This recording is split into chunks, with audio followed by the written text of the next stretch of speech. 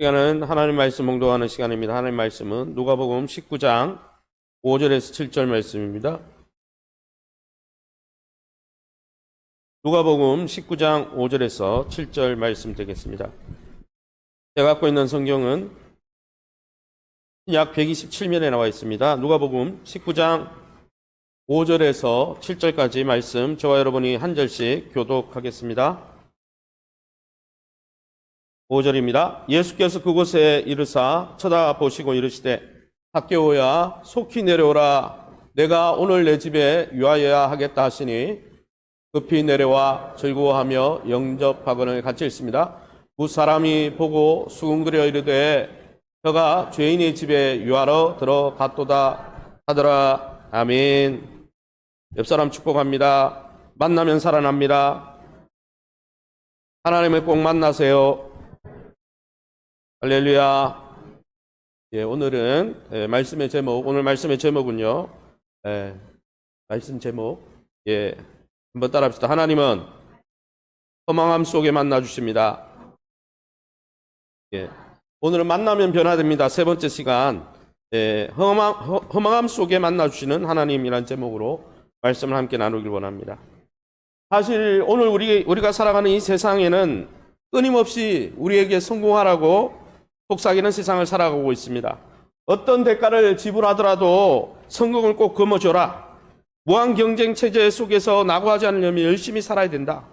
그러면서 조바심을 내면서 우리는 살아가고 있습니다. 때로는 승진하지 못할까 봐 걱정하고 윗사람에게 인정받기 위해서 끊임없이 달려가고 있지요. 그래서 극히 일부는 성공했다는 수준까지 올라가기도 하지만 대부분은 성공을 향해 열심히 달려가지만 성공과는 거리가 먼 인생을 살아가고 있다는 것이죠. 그래서 그 성공에서 떨어지지 않으려고 꽉 붙잡고 실랑이를 벌이고 있지만은 실패하는 분들이 많다는 것이죠. 설령 성공에 올라간 분들도 많은 것을 잃은 채로 반쪽 성공을 이룰 뿐이라는 것이죠. 그럼 오늘 이 zac개오 본문을 통해서 하나님이 오늘 우리에게 말씀하시는 바가 무엇입니까? 첫 번째는 하나님은 무한 경쟁의 허망함 속에 지친 우리 각 사람을 만나러 찾아오신다는 것입니다. 오늘 성경 19장 2절 7절 우리 함께 읽어보겠습니다. zac개오라 이름하는 자가 있으니 세리장이요 또한 부자라. 저가 죄인의 집에 유하러 들어갔도다. 아멘. 오늘 본문에 보면 이 무한 경쟁 가운데 성공한 한 사람이 등장하고 있습니다. 그 사람이 누구입니까? 2절 말씀에 보니까 zac개오라 그랬어요. 이 zac개오는 로마 제국의 나라가 빼앗겼습니다. 유대 나라가 없어요. 우리 일제치하 때처럼. 그런데 나라가 빼앗긴 상황에서도 얼마나 열심히 살았던지 큰 부를 축적한 그런 이스라엘 유대인이었습니다. zac개오는 남부러울 데 없는 이 직업과 부를 누리고 있었죠. 그래서 성경이 세리장이요 또한 부자다라고 했습니다. 그는 특별히 세리장이라고 그랬어요. 이 세리장이란 말은 요즘 말로 하면 세관장이라는 거예요. 외국에서 물건을 들여오거나 아니면 세금을 국세청장 뭐 이렇게 내지는 아니면 세관을 떼는 그 세관의 장이라는 것이죠. 당신 역사가들에 의하면 이 팔레스틴, 이 이스라엘 지역에는 이 로마가 세금을 거두는 곳이 세 곳이 있었다고 합니다. 세 곳 중에 한 곳의 총책임자였어요. 말단 세리가 아니고 세관장이었어요. 어떤 지방청의 세무청장이었죠. 게다가 여러분 세관장이자 동시에 뭐라고 하고 있습니까? 부자다 그랬어요. 편법을 썼는지 아니면 세관 업무를 통해서 어떻게 뒷거래를 했는지 모르지만 아주 많은 부를 축적했다는 것입니다.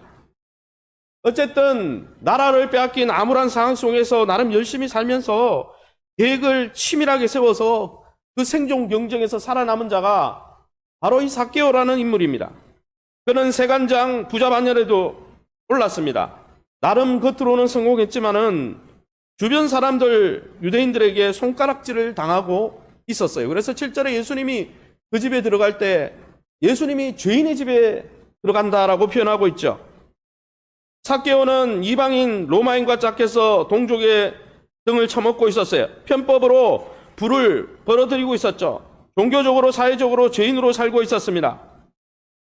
성공했지만 손가락질을 당하면서 아마 이렇게 사는 게 인생일까 이런 의문을 가졌던 것 같아요.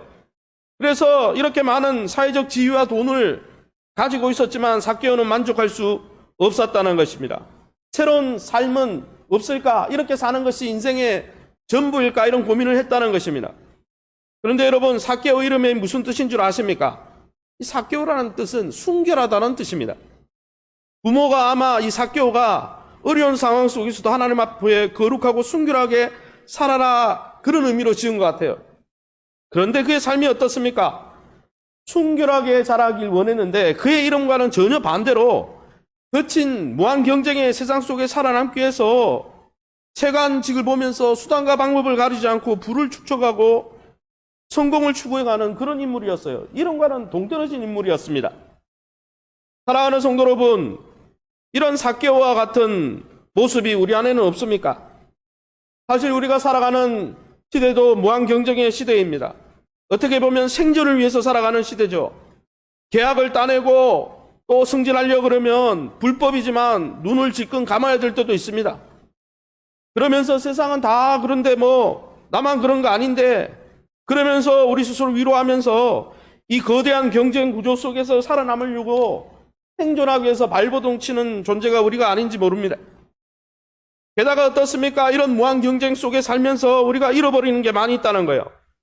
첫 번째는 승자든 패자든 성공한 사람이든 실패한 사람이든 어릴 적 꿈을 어릴 적 꿈을 잃어버린다는 거죠. 삭개오도 어릴 적 꿈은 순결하게 사는 거였어요. 거룩하게 사는 거였습니다. 그런데 생존하려면 그렇게 살면 안 되었죠. 게다가 여러분, 성공하기 위해서 때로는 소중한 사람을 잃어버릴 때도 있습니다. 소중한 관계를 담보로 그 소중한 관계를 다 뒤로하고 경쟁에 살아남기 위해서 그 사람을 잃어버릴 때가 있죠. 더 큰 고통이 무엇입니까? 생존하기 위해서 자기의 정체성을 잃어버린다는 거예요. 마치 삭개오처럼 말이죠. 도대체 내가 누구인가? 뭐 하는 사람인가? 월급 받기 위해 이렇게 노예처럼 내 시간 전부, 인생 전부를 빼앗겨야 하는가? 이런 질문이 우리가 살아가면서 문득문득 든다는 거죠. 그런 내면의 소리가 찾아올 때 우리 안에 또 다른 소리가 들립니다. 그런 소리 하지 마. 일단 살아남아야지. 일단 성공해야 되지 않을까? 그런 속에서 우리는 우리 자신을 잃고 산다는 것이죠. 그런데 여러분, 삭개오는 이런 생존 경쟁에서 살아남은 유대인이었지만은 자기 삶이 이 모든 것을 잃어버린, 성공을 위해서 모든 것을 희생해버린 이 삶이 결코 만족스럽지 않았다는 것이죠. 이것 말고 또 다른 삶, 멋진 삶이 있을 것 같은데, 그런 소망이 마음에 있었다는 것입니다. 그래서 3절, 4절에 뭐라고 나와 있습니까? 우리 함께 읽어보겠습니다. 그가 예수께서 어떠한 사람인가 하여 보고자 하되 앞으로 달려가서 보기 위하여 돌무화과 나무에 올라가니. 아멘. 삭개오는 자기가 갖고 있는 성공이 줄 수 없는 영원한 것을 소망한 사람이었어요. 사실 당시에 이 세관장이었던 이 삭개오 주변에, 세관장이니까 세관원들이 있을 거 아니에요. 말단 세리들이 있을 거 아니에요. 세리들에게 좋은 평판을 받고 있는 예수님을 만나보고 싶은 열망이 갑자기 생겼습니다. 왜 삭개오가 이런 열망이 생겼을까? 그것은 이 누가복음의 본문을 쭉 읽어보면 금방 눈치를 챌 수 있어요. 같은 누가복음의 5장에 읽어보면 5장 27절에 28절에 세리였던 레위가 예수님의 부름을 받습니다. 그는 세관장이 아니었어요. 삭개오처럼 세무청장이 아니었어요. 말단 세리였습니다. 예수님이 따라오라고 부르니까 일하다 말고 따라갔습니다. 퇴직금 이런 거 안 받고 그냥 갔어요. 삭개오는 이 레위라고 불린 사내가 2, 3년 전에 근무지를 이탈해서 젊은 지도자 예수를 따라갔다는 이야기를 들었을 겁니다. 2, 3년 전에 부른 거죠. 그리고 뒤에 풍문으로 들어보니까 그 레위의 삶이, 그 세리의 삶이 변화됐다는 거예요. 그게 누가복음 5장의 기록입니다. 그런데 5장 그 뒷면에 보면, 누가복음 15장을 다시 읽어보면 이 말단 레위만 그러면 괜찮은데 15장을 읽어보면 많은 세리들이 예수님 주변에 몰려들기 시작합니다. 예수님이 레위를 부른 이후에 많은 세리와 죄인들이 예수님께 나오고 예수님의 가르침을 받고 변화가 일어나고 새로운 삶을 사는 기록이 누가복음 이 15장에 나와요. 그리고 그 15장이 그 기록 이후에 누가복음 19장 오늘 본문에 세관장, 그 세무청장인 이 삭개오 이야기가 나오고 있다는 것입니다. 삭개오는 성공의 사닥다리 맨 꼭대기에 올라가 앉아 있었습니다. 치열한 경쟁 가운데 세관장이 되었어요. 세무청장이 되었어요. 국세청장이 되었어요. 그런데 그의 내면에는 이것 때문에 너무 많은 것을 잃어버리고 살았기 때문에 인생이 이게 다가 아닌데 이런 공허함이 몰려오고 있었다는 거예요. 그런 생각을 하던 중에 2, 3년 전에 어떤 레위라는 말단 세리 직원이 어떤 청년 예수라는 사람을 쫓았는데 삶이 변하고 그 사람만 변한 게 아니고 많은 세관 직원들이 그를 따르고 있는데 삶이 변하고 있다. 그런 소식을 들은 것이죠. 그도 예수가 정말 보고 싶었습니다. 세상의 성공을 위해서 모든 것을 버렸는데 자신의 삶이 너무 허망하고 허탄하니 예수를 한번 만나봐야 되겠다는 이런 생각이 들었다는 것이죠. 그런데 마침 자기 동네 여리고에 오신다는 거예요. 그래서 오늘 본문에 돌무화과 나무에 예수님 만나러 올라간 거예요. 그만큼 예수가 만나고 싶었다는 것입니다. 삭개오는 드디어 예수를 만나는 여행을 시작했습니다. 그런데 여러분, 예수님을 만나러 가는 길이 호락호락하지 않았다는 것입니다.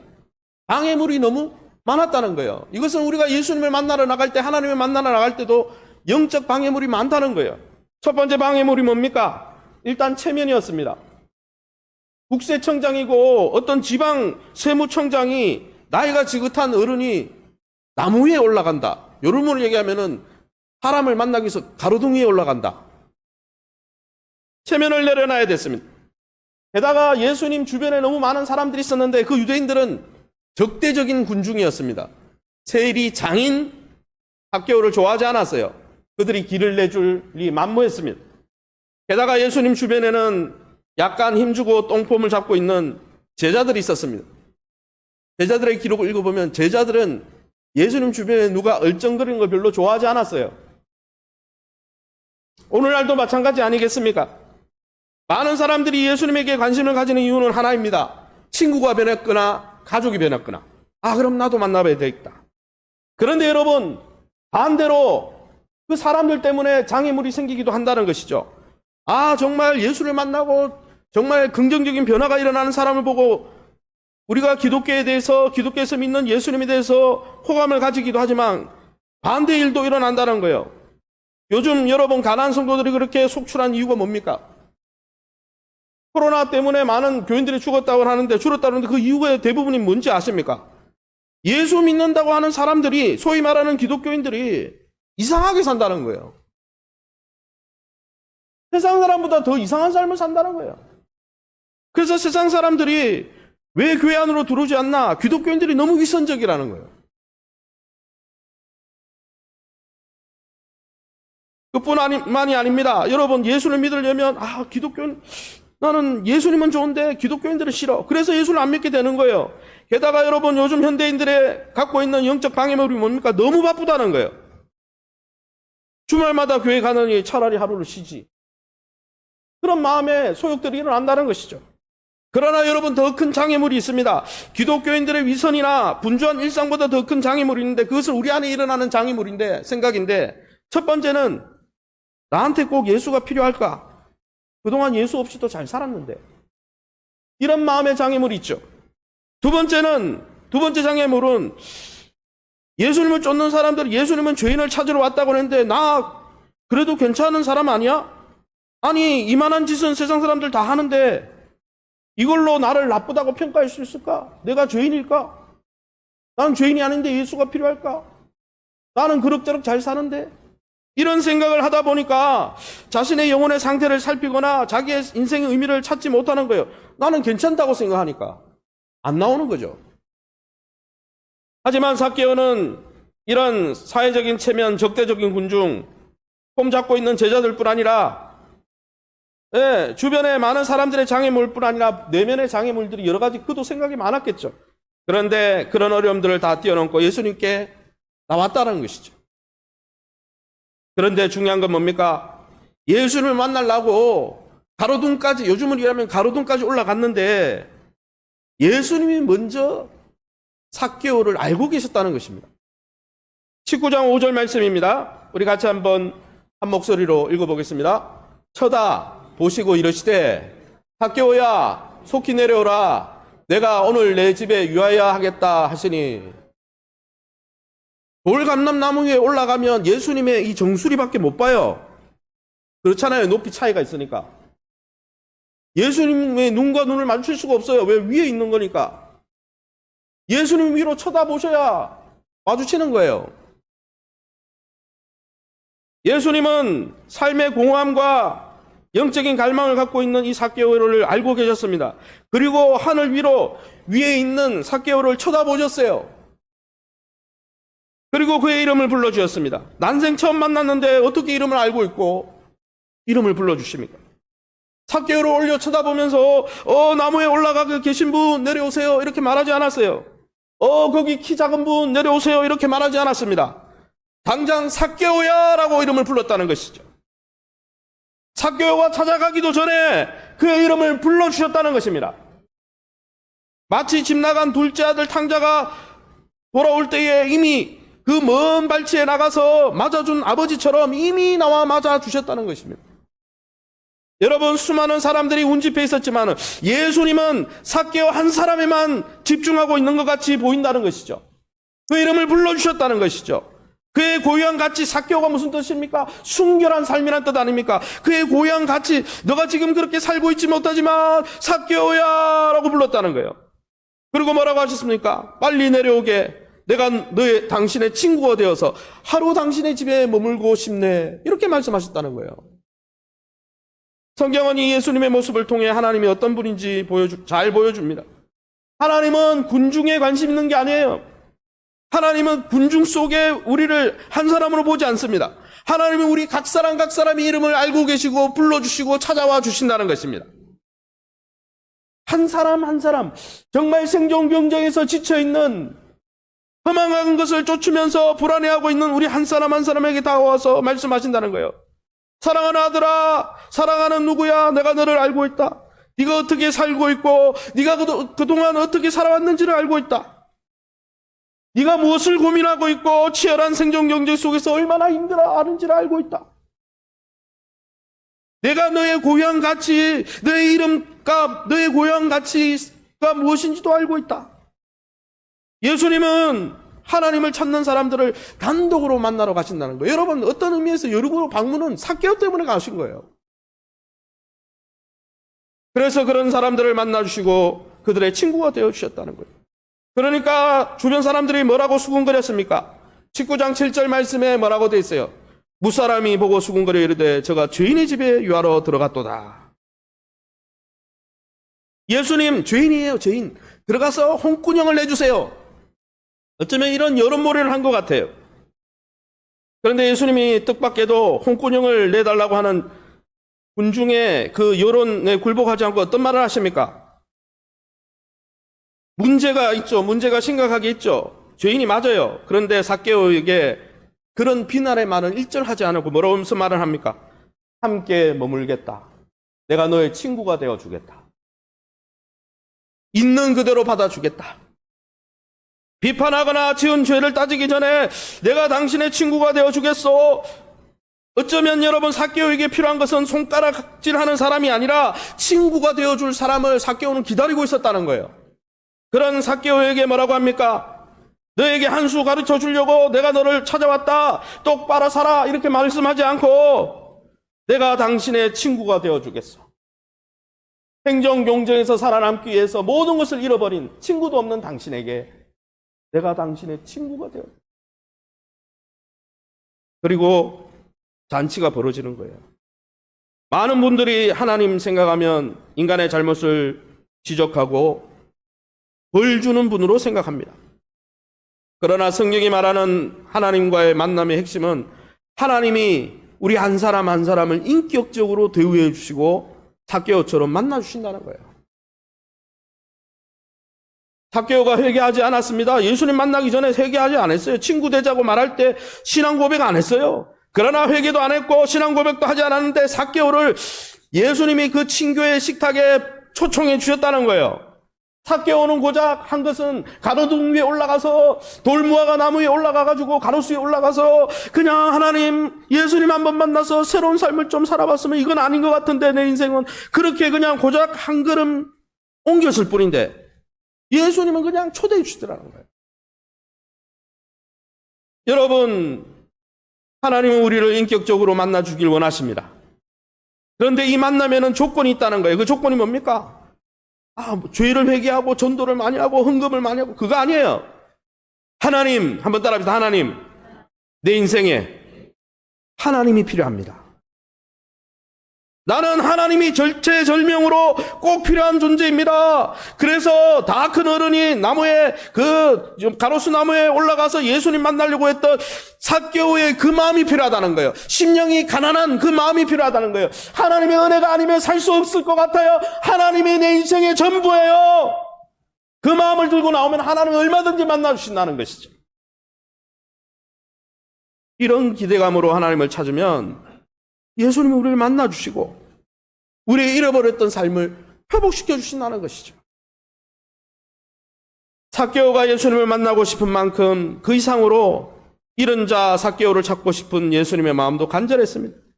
여러분, 신앙은 내가 예수님을 찾아가기보다 예수님이 두 팔을 벌리고 초대하는 그 초대에 응답하는 것입니다.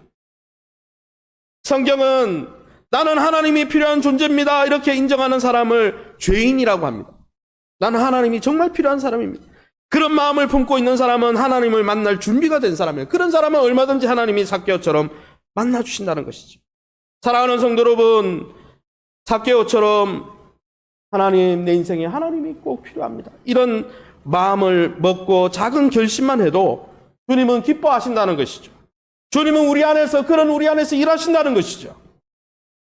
매번 가난한 심령으로 하나님, 내 인생에 하나님이 없으면 모든 것이 없는 것입니다. 그런 심령으로 매번 하나님 앞에 나가 우리의 전부 되시는 주님을 만나시기를, 그 사랑을 듬뿍 받고 하나님 주시는 능력으로 살아가시기를 예수님 이름으로 축원합니다.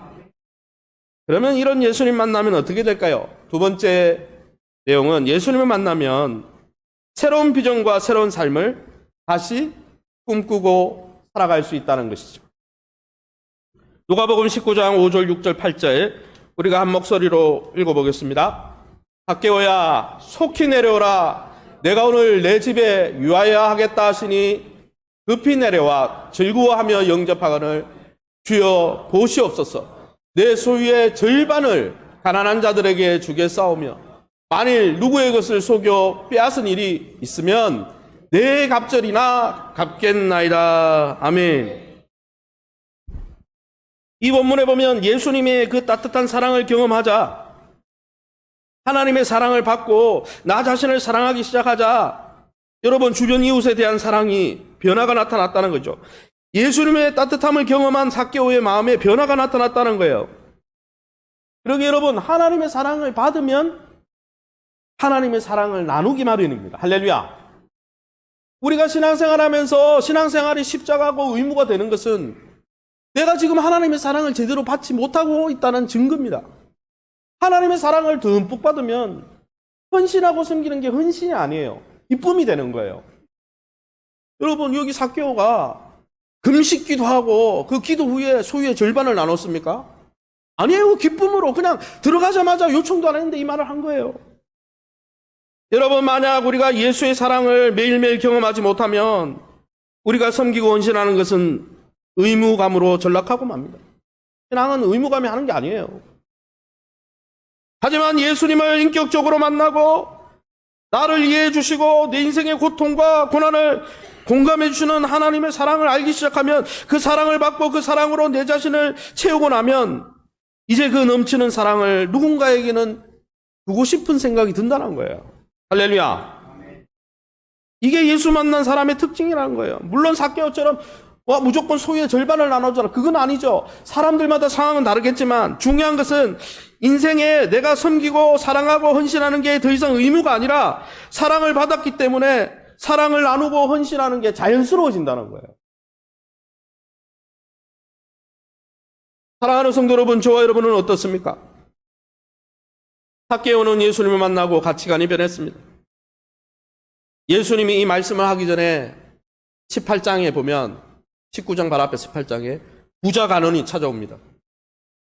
무엇을 하여야 영생을 얻겠습니까? 예수님이 여차여차 이야기하고 물질에 대해 이야기하자 자기가 갖고 있는 많은 물질 때문에 예수님을 떠나게 되는 장면이 나오면서 예수님 뭐라 그러냐면은 부자가 천국에 들어가는 것은 낙타가 바늘구멍 들어가는 것만 그 이상으로 어렵다 했어요. 그 본문 다음에 이 본문이 나온 거예요. 그런데 여러분 이 본문에 읽어보십시오. 예수님을 제대로 만난 여러분 삭개오는 변화가 일어났어요. 소유 절반 토색한 것은 4배나 갚겠다. 내 집뿐 아니고 내 직장까지 하나님의 통치가 임하길 원합니다. 이제는 내가 삶 전체로 하나님을 영접하고 하나님이 이끄시는 삶을 살기 원합니다. 이렇게 고백했다는 것이죠.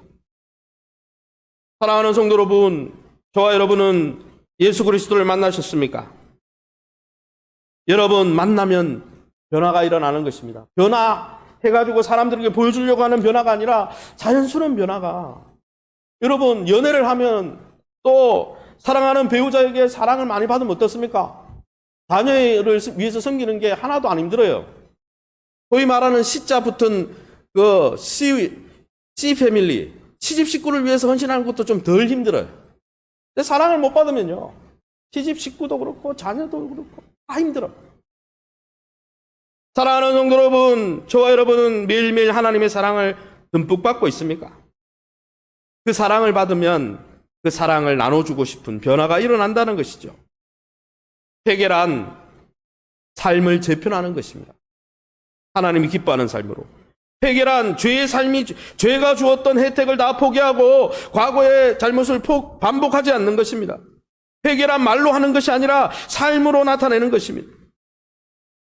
재물 때문에 근심하여 떠난 부자 간원과는 달리, 이 누가복음 18장에 나오는 그 간원과는 달리 삭개오는 많은 부가 있었지만 진정 바늘길을 통과한 부자였습니다.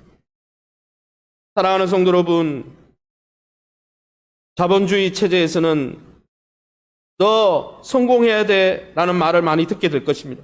성공해야 존경받고 성공해야 사랑받을 수 있어. 많은 사람들이 그 성공을 향해서 모든 것을 희생하며 달려갑니다. 20대 후반을 그렇게 보내고 30대 후반, 40대에 들어서면 야, 이게 인생인가? 회의가 찾아와요.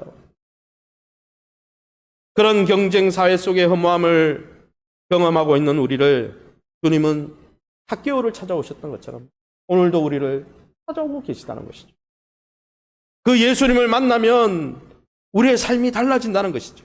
그 예수님을 만나면 경쟁 사회 세상에 희생되지 않고 하나님 주시는 멋진 새로운 삶을 살 수 있다는 것입니다. 그 주님이 오늘도 찾아오시면서 우리의 이름 석자를 부르시면서 내가 너와 함께 하겠다. 내 사랑으로 충분하다는 것을 네가 좀 깨달았으면 좋겠다. 말씀하신다는 것이죠.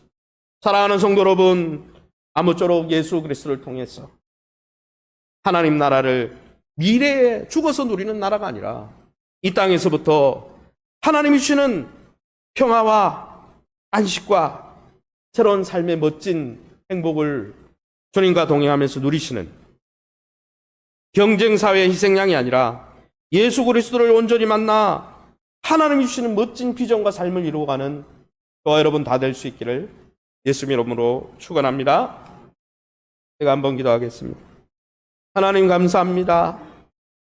우리의 삶은 때로는 생존을 위해서 무한 경쟁의 사회 속에 성공만을 위해서 달려가면서 우리 자신도 잃어버리고 우리의 꿈도 잃어버리고 우리 주변에 소중했던 관계도 잃어버리는 우리의 모습을 보면서 때로는 이것이 맞을까 회의에 빠지기도 하고 의심에 빠지기도 하지만 하나님, 우리가 참 주님 대신 참 우리에게